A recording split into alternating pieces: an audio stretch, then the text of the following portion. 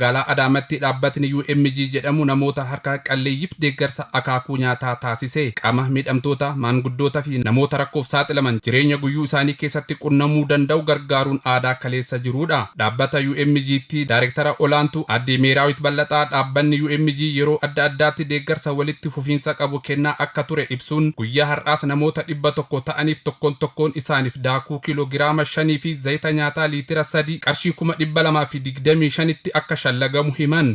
Kaayyoon isaa yaa'u harka qalleeyyii deeggaruufdha. Zayitii fi daakuun harka qalleeyyiidhaaf kennee jira jechuudha. Guyyaa har'aa kan kennine namoota 100 zayita daakuu. Qarshiitti yoo shallagnu gara 225.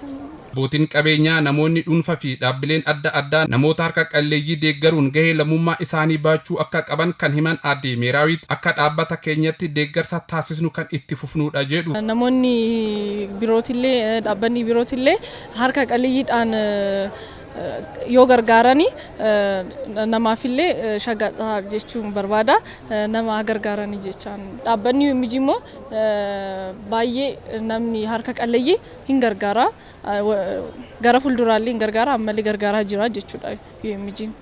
Waajjira buusaa gonofaa Oromiyaa damee Adaamaatti abbaa adeemsa deeggarsa hordoffii fi deebisanii dhaabuu obbo Lammii Danbal gama isaaniin akka jedhanitti dhaabbata UMG namoota harka qalleeyyiif hojii eebbifamaa taasisaniif galata qaban ibsaa dhaabbileen biroos namoota harka qalleeyyii deeggaruu akka qaban dhaamuun deeggarsa taasisuurra immoo haala hojjetanii itti of danda'uu danda'an irratti akka hojjetamu dubbatan. Dhaabbata kana akka jirutti galateeffannee dhaabbileen biraatis kana ilaaluudhaan irra caalatti deeggarsa kennuu oduun taane namoonni kun gara hojjetaniif danda'uutitti gara oomishtummaatti akka isaan galan maalifiin amma kallattiin jiru deeggarsa jajjabeessa oduun taane namni of danda'e akka hojii hojjetu akka waa oomishu akka deeggarsa kadhaa kana keessaa ba'u barbaachisa.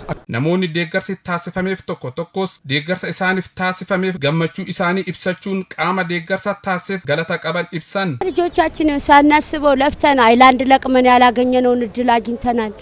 ላደረገልኝ አካል እግዚአብሔር ይስጠው። ይሄን ድጋፍ የተደረገልኝ ዘይትም ዱቄትንም ትብብራችሁንም እግዚአብሔር ያክብርልኝ፣ እድሜና ጤና ይስጥልኝ።